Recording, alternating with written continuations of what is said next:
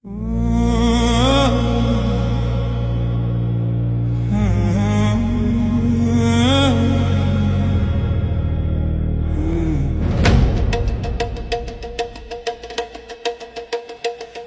the fire, the embers rise, shadows fade before our eyes.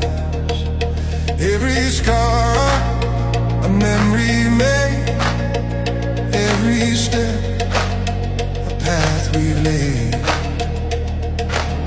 No retreat, no turning back, on this road we leave our track. Forge your legacy, ride it in flame. Forge your legacy, remember the name. Hey, around the whole room. Hello.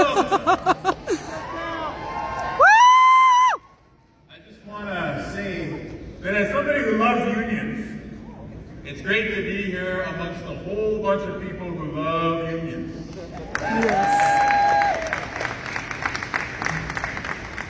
Et puis je suis très content de vous accueillir ici au Manitoba et des communautés dans l'ouest du Canada où il y a beaucoup de francophones. Et lance un message que la francophonie à Canada, oui, le Québec est central, mais il y a beaucoup de participants dans toutes les régions de notre pays.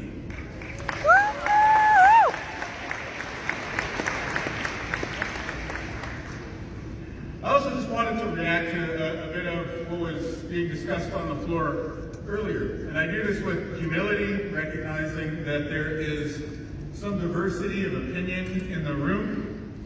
But I just wanted to let you know a few things about our government here in Manitoba. The first thing we did after we won government is that we cut the provincial gas tax to zero. To put money back in the pockets of working people. What we're doing this year on Canada Day is we're taking all the sales tax, all the provincial tax off of all food and drink from grocery stores in Manitoba to put money back in the pockets of working families like the people you represent.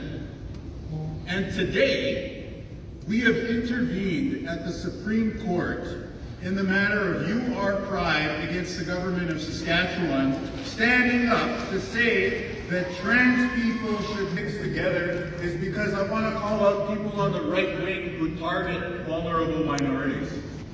We're cutting the gas tax. We're cutting the tax on groceries. Conservative leaders in other parts of the country haven't done the same thing. And we're also a government that stands with trans people and other vulnerable minorities. So if you love tax cuts, if you want your life to be more affordable, I want someone who believes in the right wing to explain to me how cutting taxes has anything to do with attacking LGBT people. Because it doesn't. And the only time they bring up the anti-trans, the only time they bring up the anti-LGBT is when their polling numbers are going down. So whose game are you playing into? You're playing into the game of the rich billionaires who own tech companies, who have funded Donald Trump, are targeting our kids, and are making a killing off of working people fighting each other instead of fighting a system that is keeping the working person happy.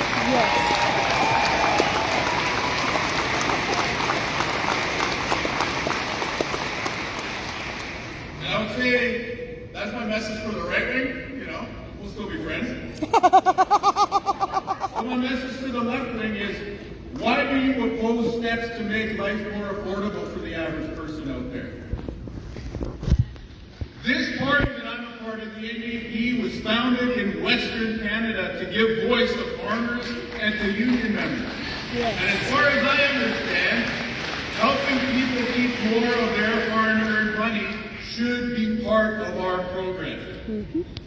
And so I think when we come to the political consensus that has dominated politics in Canada for far too long, it's time for us to move forward. We can call out what's going on the right see what's happening in the United States of America, but the left wing and the center left have to get our act together as well too, because we have to speak to working people. And the single greatest threat against climate change is if we lose a generation of blue-collar Canadians because they don't think that a climate plan is going to be something that they can afford. So we have to do better. Yes. And that's what our government is set out to do here in Manitoba, to say, you know what? This is the government that is going to cut your taxes and make your life more affordable. And by the way, we're going to make sure that a clean, safe, and healthy environment is one that your family will be able to afford, to participate, and be a part of. Because whether you're worried about global warming, climate change, or whether you just want to go to Bass Pro Shops and then go out on the side-by-side this weekend, every single person in Canada loves the great outdoors and loves the environment. So let's focus on uniting people instead of these conflicts which keep us divided. That's our... In my speaking notes, it says one of the questions I was asked to consider here is, what does it look like when an NDP premier builds the future with union labor? I got a simple answer. It means we don't legislate people back to work. Exactly. We've done a lot for the building trades, and I'm so proud of the building trades here in Manitoba for all the effort, the fight that they've shown, the organizing, which has really galvanized attention. And here in Manitoba, we moved the apprenticeship ratio to 1-to-1 to make it safer for people to become a journey person. We've brought enforcement into the health and safety conversation, so that when we say we're tough on crime, we're not just talking about somebody who's out on the street doing some nonsense. We're also talking about the corporate criminals. Yes. Yes. Hear, hear. And of course, we brought in a framework called the Manitoba Jobs Agreement, which is the Manitoba homemade version of making sure that we build big projects like expanding the Trans-Canada, building schools, building the Port of Churchill, that we're going to do it with unionized labor and unionized wages. We also brought in car check at 50% plus money to make it easier for these unions and others to be able to organize. We heard a lot about union busting when we were in opposition, and so this is one of the first things we did. And then the thing that I think our team is most proud of is we brought in the strongest anti-scab legislation anywhere in... And you know Kevin Rebeck, a good friend from the Manitoba Federation of Labor. We have a great relationship, and he's such like a positive guy with an infectious laugh, and he always wants to do things in a... We gotta say replacement workers. We gotta say replacement workers because we don't want to scare people off. Our message has to be for everybody. And I tried my hardest, but then I did. But you know what? My mom used to say, back in the 80s when I was a little kid in northwestern Ontario and people at the pulp plant were on strike, she didn't say replacement workers. She said scab. And so that's why to this day I say our legislation is anti-scab. Yes.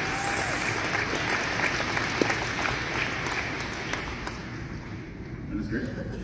Oui, avec le plus de respect de nos amis au Québec, notre loi ici au Manitoba est le plus fort dans tout le pays.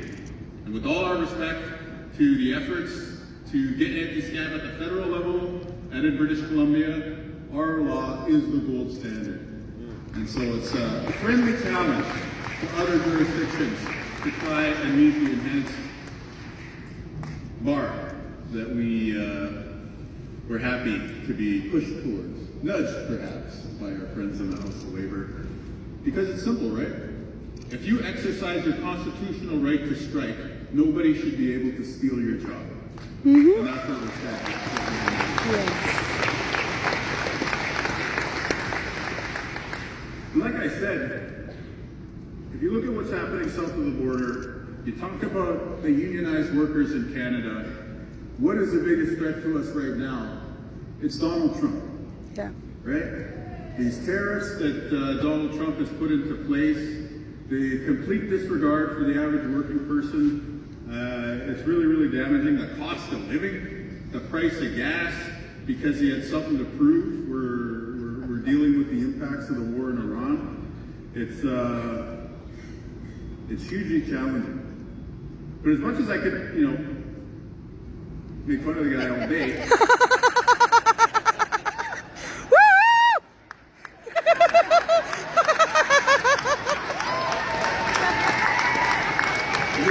Oh my God.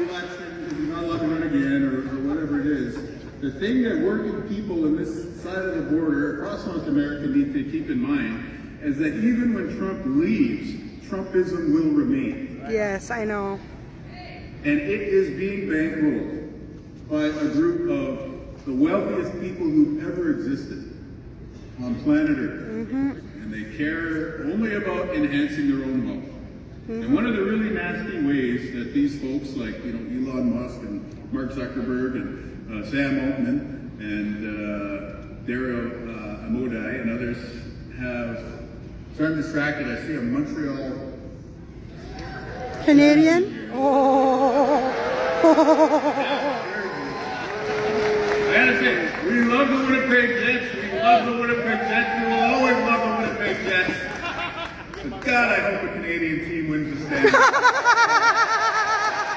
As in collective bargaining and collective action within that future.